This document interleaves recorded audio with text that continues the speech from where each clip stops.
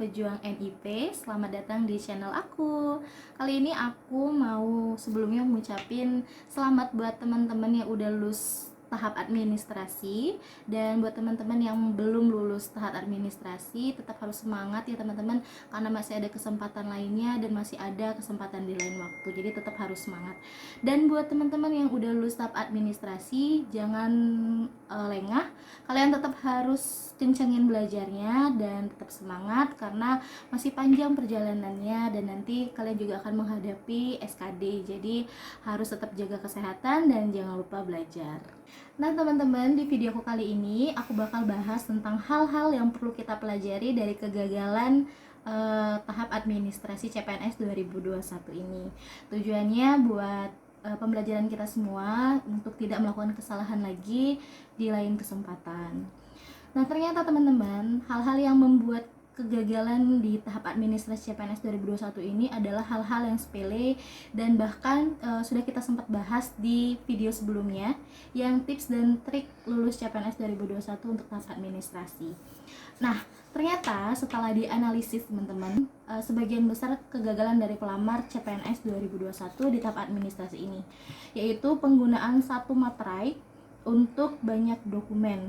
Jadi teman-teman yang ngelamar ini gunain satu materai buat surat lamaran, surat pernyataan. Nah itu memang nggak boleh ya teman-teman, karena memang sudah ada peraturannya di di Perundang-undangan nomor 10 tahun 2020 tentang bea materai pasal 4, kalau satu materai itu cuma boleh digunakan untuk satu dokumen. Nah untuk yang kedua, hal yang perlu kita pelajari adalah isi surat lamaran. Jadi sesuai sama video kita juga yang sebelumnya nih teman-teman, kalau surat lamaran itu bisa menjadi penyebab utama kita nggak lulus di tahap administrasi. Nah ini aku merangkum beberapa hal yang menjadi kesalahan dalam penulisan surat lamaran, yaitu salah menulis tanggal lahir. Misalnya nih ya teman-teman lahir tanggal 26 April 1998. Nah teman-teman salah ketik gitu, 6 April 1998, ketinggalan angka 2-nya. Nah itu bisa juga jadi penyebab kalian nggak lulus, karena tanggal lahir kalian nggak sesuai dengan yang ada di KTP. Terus ada juga salah penulisan di item jabatan.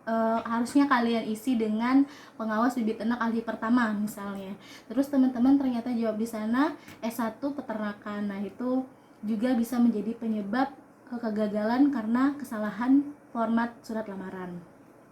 Terus juga untuk jabatan yang teman-teman lamar, kalian salah nulis di situ. Misalnya kalian sebenarnya melamar di pengawas mutu pakan ahli pertama, tapi teman-teman tulis di sana pengawas bibit ternak ahli pertama. Nah itu bisa menyebabkan kesalahan dan kegagalan dalam tahap administrasi CPNS 2021.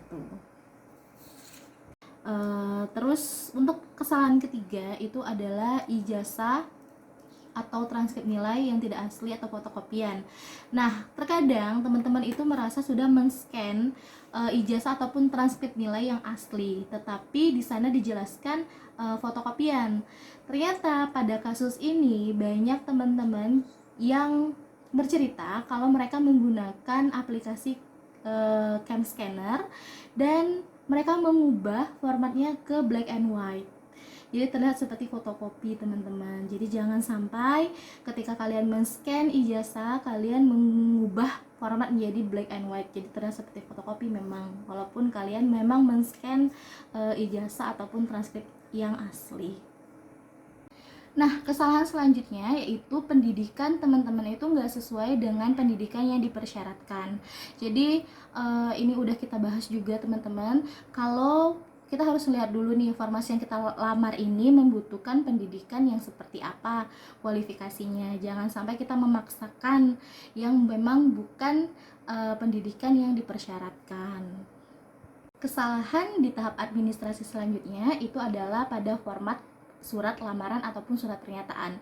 Banyak ternyata kasus teman-teman itu menggunakan surat lamaran atau pernyataan yang teman-teman gunain ketika melamar CPNS tahun lalu misalnya. Terus teman-teman gunain karena teman-teman pikir saya tetap melamar di tempat yang sama dengan formasi yang sama, jadi menggunakan surat lamaran yang sama. Tapi sebenarnya teman-teman jangan pernah melakukan hal itu. Teman-teman harus tetap mengecek di website BKPSDM-nya atau di website BKD-nya tentang format surat lamaran terbaru, karena bisa jadi konten dari isi surat lamaran ataupun surat pernyataan itu ada yang ditambahkan atau ada yang dikurangkan. Seperti itu ya teman-teman. Untuk hal berikutnya yang perlu kita perhatikan yaitu pemberian tanggal pada surat lamaran ya teman-teman. Jadi jangan sampai tanggal surat lamaran kalian itu tanggal sebelum diumumkan formasi CPNS. Nah teman-teman, itu adalah hal-hal yang dapat kita pelajari dari kegagalan di tahap administrasi CPNS 2021 ini. Semoga teman-temanku semuanya bisa sukses dan tetap harus semangat. Sekian video aku kali ini. Jangan lupa like, comment, dan subscribe. Thank you.